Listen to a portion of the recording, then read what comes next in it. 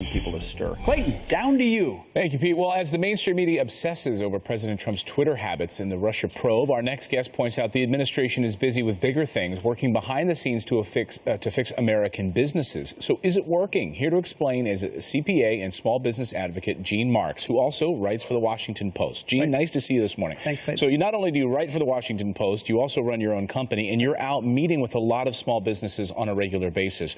What are you hearing? Are they concerned about the president's Twitter feed, or are they more concerned about the regulations that he's rolling back?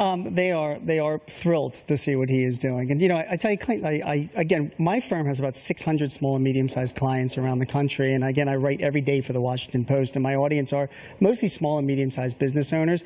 Whenever we see what the president is doing with his tweeting and his antics and all of that, with client after client and business owner after business owner, I hear from them that they're not concerned as to what he's doing. They're more concerned with what he's doing for business.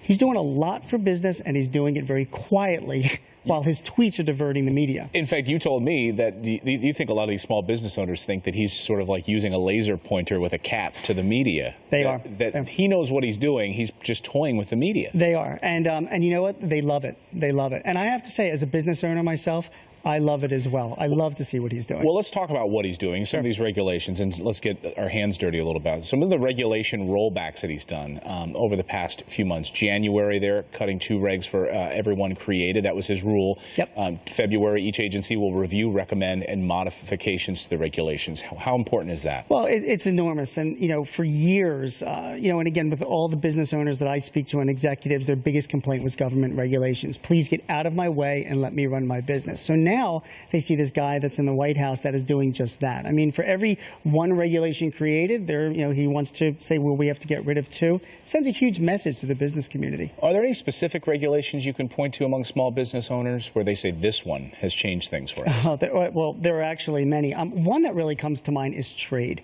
I mean, one of the executive orders that President Trump did recently, where he's telling the Department of Commerce and other agencies to look at all trade agreements with the idea of seeing if there's anything that does not put America first, if they're unfair.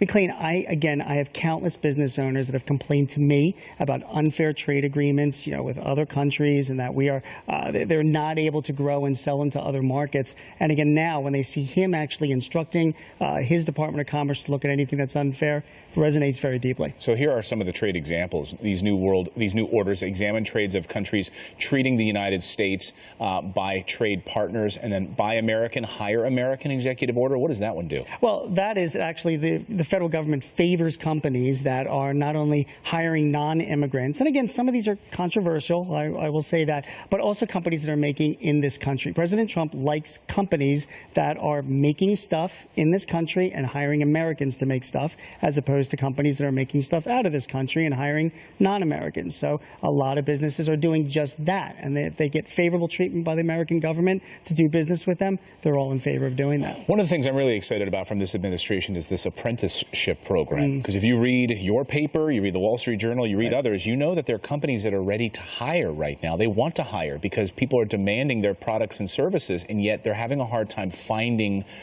specialized labor. Correct. By this apprenticeship program, what would that do? Well, it's the biggest problem, particularly among small manufacturers in this country and large, is finding good people. And what's happening is that a lot of these companies have to invest their own money and partner with local high schools or technical schools to try and find people that are skilled. They cannot find people that have levels of skill to operate machines and do the work to produce products. This apprenticeship program, the government is going to be planning to invest millions and hopefully hundreds of millions of dollars in this program to enable businesses, both large and small, to get skilled workers into their companies.